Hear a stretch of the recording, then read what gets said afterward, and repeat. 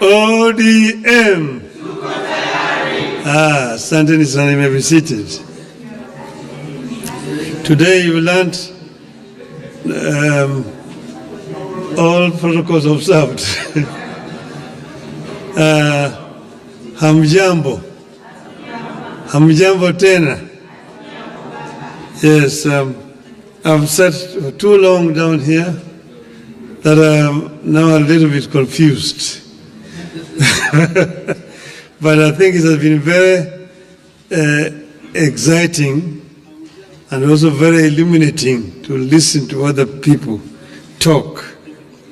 I want to thank particularly the two gentlemen you invited here, that is Polycarp Omolo Chilo and Dr. Oscar Otele from the University of Nairobi.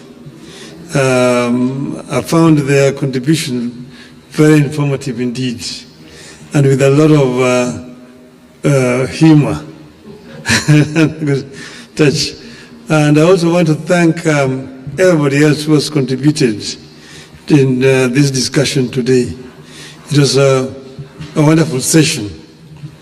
We thought that it is necessary for us, before you go back, to have a PG, because you have not had a PG where you also brought the party leadership to talk to you together. And we felt that we should do it before the end of the year, particularly before we go for the Jamboree in Mombasa. So I'm not going to bore you with a very long speech. There's a few things that I put together that I want to say. About a year ago, we got together with the UDA party to help steady the ship of the Kenyan nation that had been hit by extreme turbulence and faced a reality of collapse. Some people may not even know exactly where we were, but because I had a first inside impression of what was happening, we were very much almost on the precipice. Because as you see, after so many days of demonstrations, you saw that eventually the military were on the streets. And they were on the streets, of course, they were fairly civil to the Wananchi at that time. But that was because they had not been given instructions. And you know, there is what you always all the time talk about, the chief of defense forces. Once the military are given instructions, they execute. And we are almost there. We're almost there. So we said it's better to have a country that is civil, where leadership can be replaced through the ballot rather than through the bullets. And that was one of the reasons why we did what we did at that time. The coming together started informally, with some of our members joining the government. We later formalized the arrangements through a memorandum of understanding, signed publicly with UDA and shared widely with the public. This far, a core agenda of our coming together has been achieved. We have a stable and peaceful country. We beat back the chaos and created an environment in which you can agree to disagree without staring at collapse. I recognize and appreciate the role our MPs continue to play in the realization of this noble goal of preserving the nation. As I've said before, whatever the differences and misgivings we have as parties or leaders, we must have a country first. Only then can we set about discussing how to perfect the nation's imperfections and even who is to lead the nation. This is a core belief of our party. We stand for and with the country and act in the interest of the people of Kenya. I am convinced that Kenyans want Kenya to stand, and we stand with them on this.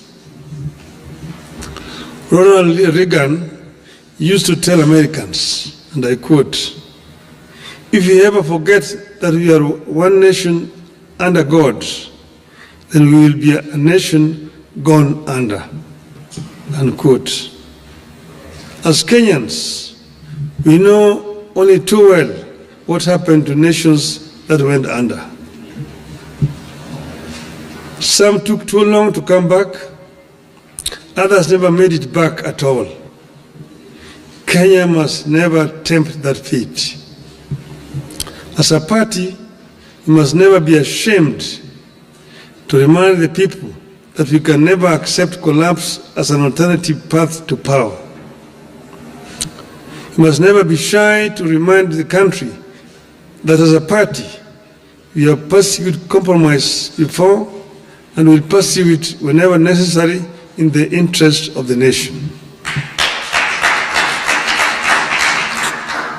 We had the option of taking it out to the bitter end in 2007-2008. All we needed was to insist that we would not engage in any talks with our opponents. But we saw the danger of Kenya collapsing, and we opted for compromise for the sake of Kenya. We steadied the ship when the gridlock threatened the Uhuru Kenyatta administration. In order to make the country move forward and pass some of the agenda that was seen to be pro-people between 2018 and 2022, ODM had lent a hand. We asked for no titles or positions in return. We insisted only on better policies and programs for the people of Kenya and reforms so that we would not witness the repeat of what had happened in 2017. One thing I keep telling everyone is you don't need to japa to live a certain life. Man, it's freaking cold today. I'm just heading out to the office. History indicates that each time the leaders of this country have come together, some great things happen. We got the 2010 Constitution because we made compromises with the President Daniel Arap Moi and made him appreciate that it was in his interest, as well as the country's, to midwife a new constitution. We achieved more under the Grand Coalition government than under the NAC regime. The NAC regime swept to power in a wave of popularity, but quickly got hijacked by isolationists and quickly lost the plot to tribal demagogues. Over time, we have appreciated that it takes teamwork to get any edifice, a country included, back on the right track. Today, we are again seeing early fruits of cooperation between political parties. By blending what ODM has always believed in with what UODA believes in, we came up with their widely accepted 2025-2026 budget. Thanks to ODM experts. They have also come up with programs to implement agreements like the NADCO report and the MOU that lay ground for the realization of our broader national ambitions. The ability to make compromises without compromising the core values and the goals is yielding fruits. We are not out of the woods yet, but we are in a better place today than at this time in 2024 or this time in 2023. Much work remains to be done in the pursuit of a stable, equitable, and prosperous country that delivers to the citizens. It will require firm and resolute leadership, regular consultations, more sobriety, and constant focus on the needs of the people. I mention sobriety because in times like this, it is possible for politicians to spend more time listening to the echoes of their own voices and the cheers from the masses, and forget that we are leaders and we are supposed to be leading.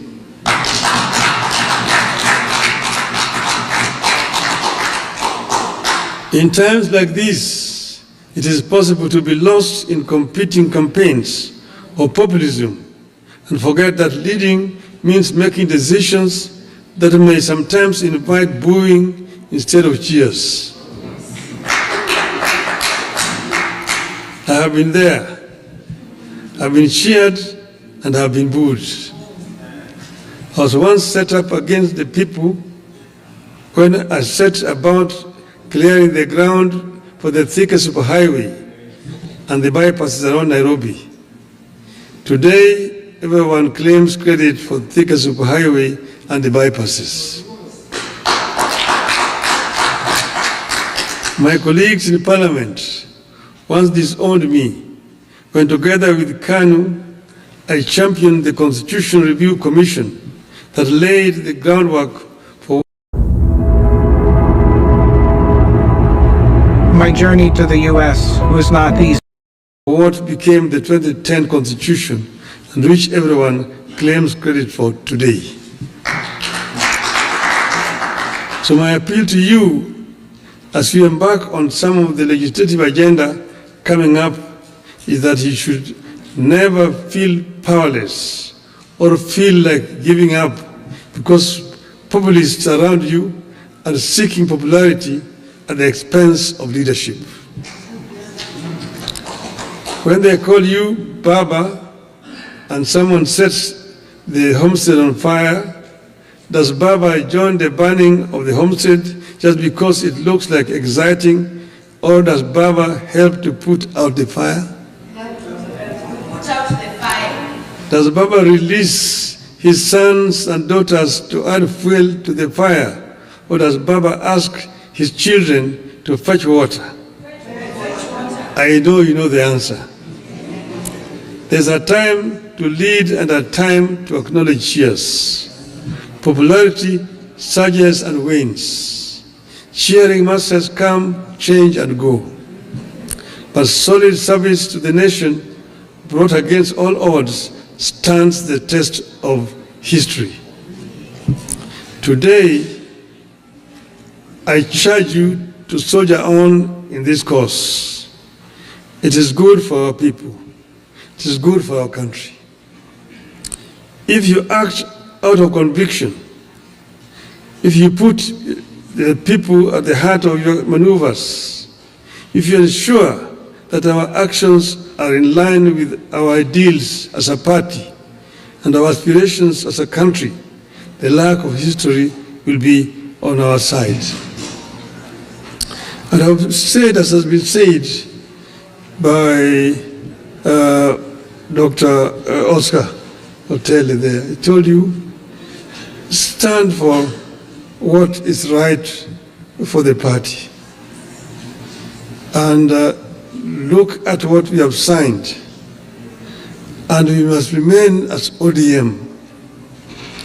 And we've signed and agreed that we'll work together up to 2027.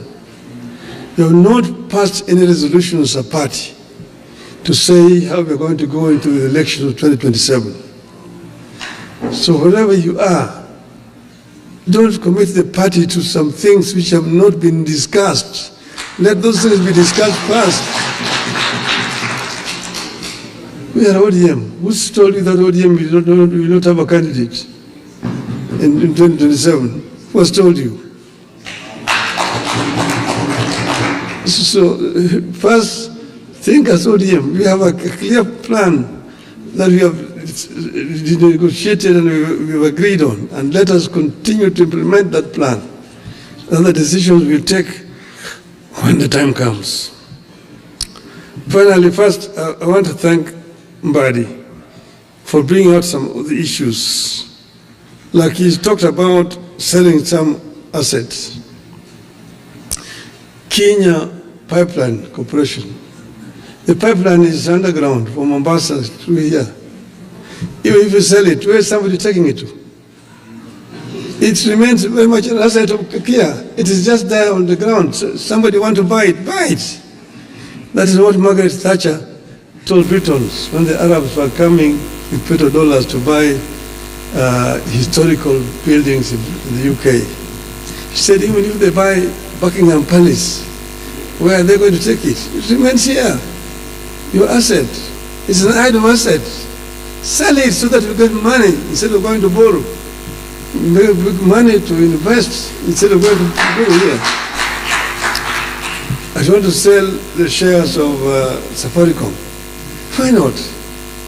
Why don't you sell the shares of Safaricom? It still remains here in the country. This is what my friend, the Indian Prime Minister, Mr. Narendra Modi, has done in India.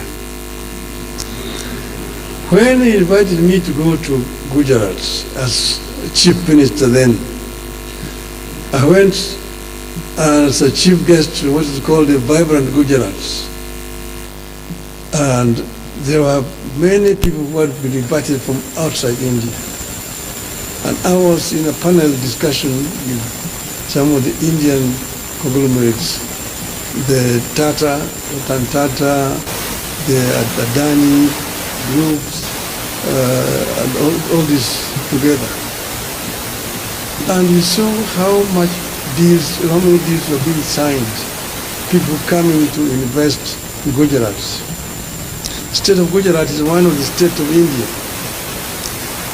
The economy of Gujarat is growing at the rate of 13% per annum, compared to 5-6% of other states. Gujarat, the population of Gujarat is 60 million people, bigger than Kenya. So I asked Modi, how are you going to achieve this?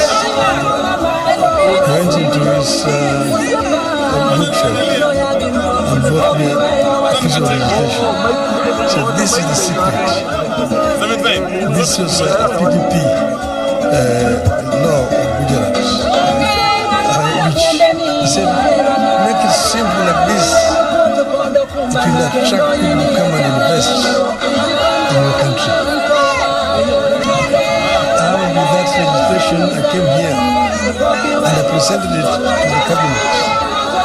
And I told them what I saw in Gujarat is something astonishing. We approved the memo in the cabinet. It was then given to the Minister for Finance, who was acting with Chuk, to go and prepare a cabinet memo. When he took it to the mandarins in the treasury, they manipulated it, changed so many things. By the time they brought it back to the cabinet, it was a different document. I told them, who will come, who want to risk his capital with these kind of things we put in this law? It was passed and brought to Parliament, passed, no investors came. Because there were so many restrictions and private capital is risk shy. But when I was there, they took us. I was in that delegation as a Prime Minister. I had gone with the current Prime Cabinet Minister, Mr. Navadi, President Ruto, at that time, Prince of Warren, was the Minister for Public Works,